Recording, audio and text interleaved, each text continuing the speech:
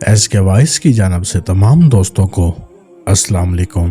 آج آپ کو میں شب قدر اور اس کی فضیلت اور شب قدر کے معنی بتاؤں گا کہ شب قدر کے معنی کیا ہیں اور یہ رات کتنے ہزار مہینوں سے افضل ہے اور یہ رات کیوں عطا ہوئی اور اس رات میں امت محمد صلی اللہ علیہ وسلم کی خصوصیات کیا ہے۔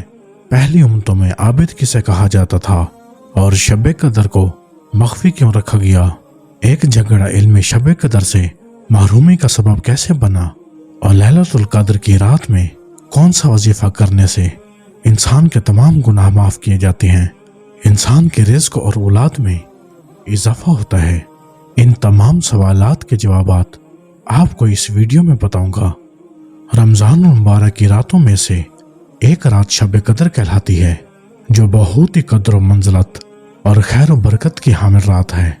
امام زہری رحمۃ اللہ علیہ فرماتی ہیں کہ قدر کے معنی مرتبہ کی ہیں، چونکہ یہ رات باقی راتوں کے مقابلے میں شرف و مرتبہ کے لحاظ سے بلند ہے، اس لیے اسے لیلۃ القدر کہا جاتا ہے۔ حضرت عبداللہ بن عباس رضی اللہ عنہ سے مروی ہے کہ اللہ تعالیٰ نصف شعبان کی رات کو تمام فیصلے فرما لیتا ہے اور اس رات میں اللہ تعالیٰ کی طرف سے 1 سال کی تقدیر فیصلے کا قلمدان فرشتوں کو سونپا جاتا ہے۔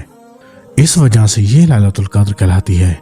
اس رات کو قدر کے نام سے تعبیر کرنے کی وجہ یہ بھی بیان کی جاتی ہے، اس رات میں اللہ تعالیٰ نے اپنی قابل قدر کتاب قابل قدر امت کے لیے صحابہ قدر رسول کی معرفت نازل فرمائی، اور اس صورت میں لفظ قدر 3 دفعہ آیا ہے۔ قدر کا معنی تنگی کا بھی آتا ہے۔ اس رات آسمان سے فرش زمین پر اتنی کثرت کے ساتھ فرشتوں کا نزول ہوتا ہے کہ زمین تنگ ہو جاتی ہے، اور یہ رات عبادت کرنے والے کو صاحب قدر بنا دیتی ہے اگرچہ وہ پہلے اس لائق نہیں تھا۔ شب قدر کی رات کو اللہ تعالیٰ نے 1000 مہینوں سے افضل قرار دیا ہے۔ 1000 مہینے کے 83 برس 4 ماہ بنتے ہیں۔ جس شخص کی یہ ایک رات عبادت میں گزری اس نے 83 برس 4 ماہ کا زمانہ عبادت میں گزار دیا، اور 83 برس کا زمانہ کم از کم ہے۔ خیر من الالف شہر کہہ کر اس عمر کی طرف اشارہ فرمایا گیا کہ اللہ کریم جتنا زیادہ اجر فرماتا ہے اس اجر کا اندازہ انسان کے بس سے باہر ہے۔ نبی پاک صلی اللہ علیہ وسلم کی اس امت پر شفقت اور آپ صلی اللہ علیہ وسلم کی غم خاری ہے۔ موطا امام مالک میں ہے کہ جب رسول پاک صلی اللہ علیہ وسلم کو سابقہ لوگوں کی عمروں پر آگاہ فرمایا گیا تو آپ صلی اللہ علیہ وسلم نے ان کے مقابلے میں اپنی امت کے لوگوں کی عمر کو کم دیکھتے ہوئے یہ خیال فرمایا کہ میری عطا فرما دی، میری امت کے لوگ اتنی کم عمر میں سابقہ امتوں کے برابر عمل کیسے کر سکیں گے۔ آپ صلی اللہ علیہ وسلم کو لیلۃ القدر عطا فرما دی جو 1000 مہینے سے افضل ہے۔ اس کی تائید حضرت ابن عباس رضی اللہ عنہ سے منقول روایت سے ہوتی ہے۔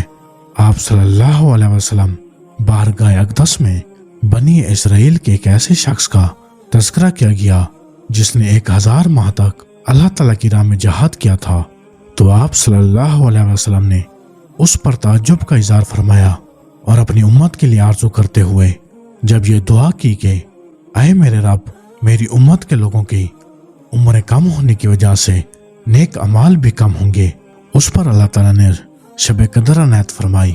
ایک روایت میں یہ ہے کہ ایک مرتبہ نبی کریم صلی اللہ علیہ وسلم نے صحابہ کرام رضی اللہ عنہ کے سامنے مختلف شخصیات حضرت ایوب علیہ السلام، حضرت ذکر علیہ السلام، حضرت یوسف کا تذکرہ فرماتے ہوئے کہا، ان حضرات نے 80 سال اللہ تعالیٰ کی عبادت کی ہے اور پلک جھپکنے کے برابر بھی اللہ تعالیٰ کی نافرمانی نہیں کی۔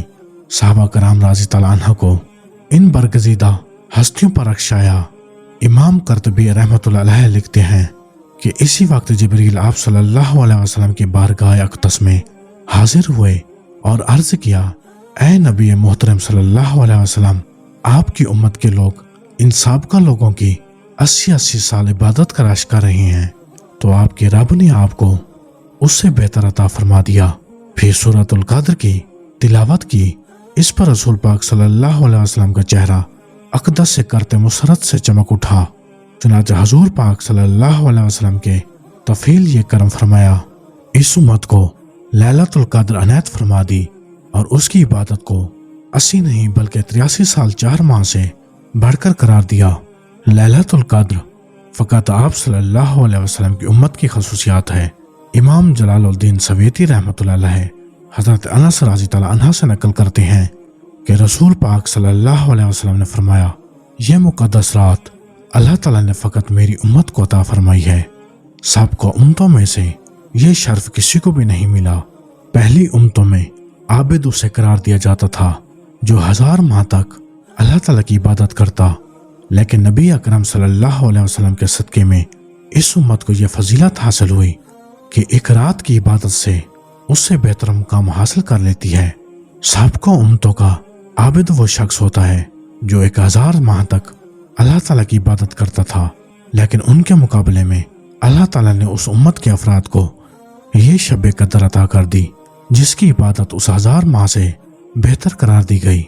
یہ عظیم نعمت بھی سرکار دو جہان صلی اللہ علیہ وسلم کی غلامی کے صدقے میں امت کو نصیب ہوئی ہے۔ سیدنا ابو ہریرہ رضی اللہ عنہ سے مروی ہے کہ آپ صلی اللہ علیہ وسلم نے فرمایا، جس شخص نے شب قدر میں اجر و ثواب کی امید سے عبادت کی اس کے سب کا گناہ معاف کر دیے جاتے ہیں۔ اس ارشاد نبی صلی اللہ علیہ وسلم میں جہاں لیلۃ القدر کی ساتوں میں ذکر و فکر، عبادات اور اطاعت کی تلقین کی گئی، وہاں اس بات کی طرف بھی متوجہ کیا گیا ہے کہ عبادات سے محض اللہ تعالیٰ کی خوشنودی مقصود اور ریاکاری یا بدنیتی نہ ہو، اور آئندہ عہد کرے کہ میں برائی کا ارتکاب نہیں کروں گا۔ چنانچہ اس شان کے ساتھ عبادت کرنے والے بندے کے لیے یہ رات مرصدہ مغفرت بن کر آتی ہے۔ سیدنا انس رضی اللہ عنہ سے مروی ہے، رمضان المبارک کی آمد پر ایک مرتبہ رسول پاک صلی اللہ علیہ وسلم نے فرمایا، یہ جو ماہ تم پر آیا ہے اس میں ایک ایسی رات ہے جو 1000 ماہ سے افضل ہے۔ جو شخص اس رات سے محروم رہ گیا گویا وہ سارے خیر سے محروم رہا۔ اس رات کی بھلائی سے وہی شخص محروم رہ سکتا ہے جو وقتاً محروم ہو۔ ایسے شخص کی محرومی میں وقتاً کیا شک ہو سکتا ہے جو اتنی بڑی نعمت کو غفلت کی وجہ سے گنوا دے۔ جب انسان معمولی باتوں کے لیے کتنی راتیں جاگ کر بسر کر لیتا ہے تو 80 سال کی عبادت سے افضل عبادت کے لیے 10 راتیں کیوں نہیں جاگ سکتا۔ حضرت انس رضی اللہ عنہ سے روایت ہے کہ رسول اللہ صلی اللہ علیہ وسلم نے لیلۃ القدر کی فضیلت بیان کرتے ہوئے فرمایا، شب قدر کو جبرائیل امین فرشتوں کے جھرمٹ میں زمین پر اتر آتے ہیں اور ایک شخص کے لیے دعائے مغفرت کرتے ہیں جو کھڑے بیٹھے یعنی کسی حال میں اللہ کو یاد کر رہا ہو۔ اتنی اہم اور بابرکت رات کے مخفی ہونے کی متعدد حکمتیں بیان کی گئی ہیں۔ ان میں سے چند ایک درج ذیل ہیں۔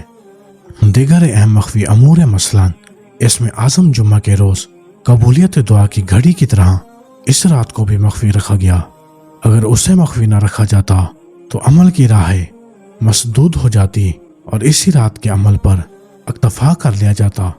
ذوق عبادت میں دوام کی خاطر اس کو اشکار نہیں کیا گیا۔ اگر کسی مجبوری کی وجہ سے کسی انسان کی وہ رات رہ جاتی تو شاید اس کے صدمے کا ازالہ ممکن نہ ہوتا۔ اللہ تعالیٰ کو چونکہ اپنے بندوں کا رات کے اوقات میں جاگنا اور بیدار رہنا محبوب ہے، اس لیے رات متعین نہ فرمائی تاکہ اس کی تلاش میں متعدد راتیں عبادت میں گزاریں۔ عدم تعین کی وجہ سے گناہ گاروں پر شفقت بھی کی، کیونکہ اگر علم کے باوجود اس رات میں گناہ سرزد ہوتا تو اس سے لیلۃ القدر کی عظمت اور مجروح کرنے کا جرم بھی لکھا جاتا۔ ایک اہم وجہ اس کے مخفی کر دینے کی جھگڑا بھی ہے۔ حضرت عبادہ بن صامت سے مروی ہے، حدیث میں موجود ہے کہ اللہ تعالیٰ نے اپنے پیارے محبوب صلی اللہ علیہ وسلم کو حکم دیا کہ آپ اس رات کے تعین کے بارے میں اپنی امت کو آگاہ فرما دیں کہ یہ فلاں رات ہے، لیکن 2 آدمیوں کے جھگڑے کی وجہ سے بتلانے سے منع فرما دیا۔ روایت کے الفاظ یوں ہیں، ایک مرتبہ رسالت مآب صلی اللہ علیہ وسلم شب قدر کے تعین کے بارے میں آگاہ کرنے کے لیے گھر سے باہر تشریف لائے، لیکن راستے میں 2 آدمی آپس میں جھگڑ رہے تھے۔ حضور پاک صلی اللہ علیہ وسلم نے فرمایا، میں تمہیں شب قدر کے بارے میں اطلاع دینے آیا تھا، مگر فلاں کی لڑائی کی وجہ سے اس کا تعین اٹھا لیا گیا۔ اس روایت نے یہ بھی واضح کر دیا کہ لڑائی جھگڑے کی وجہ سے انسان اللہ تعالیٰ کی بہت سی نعمتوں سے محروم ہو جاتا ہے۔ یہی وجہ ہے آج امت برکتوں اور سعادتوں سے محروم ہوتی جا رہی ہے۔ حضرت سفیان بن ابی فرماتی ہیں کہ آپ صلی اللہ علیہ وسلم کو اس کے تعین کا علم تھا۔ ہمارے نزدیک آقا دو جہان صلی اللہ علیہ وسلم نہ صرف تعین کا علم ہے بلکہ آپ بعض غلاموں کو اس پر آگاہ بھی فرماتے ہیں۔ حضرت ابن عبداللہ بن انیس رضی اللہ عنہ سے مروی ہے کہ میں نے رسول پاک صلی اللہ علیہ وسلم کی خدمت اقدس میں عرض کیا، میں ایک ویرانے میں رہتا ہوں، وہاں اللہ تعالیٰ کی توفیق سے نماز ادا کرتا ہوں، آپ مجھے حکم دیں کہ کون سی رات آپ کے ہاں مسجد نبوی میں بسر کرنے کے لیے آؤں۔ تو آپ صلی اللہ علیہ وسلم نے فرمایا، رمضان کی 23ویں رات آ جاؤ۔ یہ صحابی ہمیشہ 23ویں رات کو مسجد نبوی میں آ کر جاگا کرتے۔ لوگوں نے آپ کے صاحبزادے سے پوچھا کہ بتاؤ آپ کے والد اس رات کیا کرتے تھے؟ تو انہوں نے کہا وہ عصر کے بعد صبح تک مسجد سے بغیر کسی حاجت کے باہر نہ آتے اور صبح اپنی سواری پر سوار ہو کر اپنے دیہات کی طرف روانہ ہو جاتے۔ اس روایت سے یہ بھی واضح ہوتا ہے کہ ہر آدمی کے لیے شب قدر کی راگ الگ الگ ہے۔ شب قدر کے تعین کے بارے میں تقریباً 50 اقوال ہیں۔ ان میں سے 2 اقوال نہایت ہی قابل توجہ ہیں۔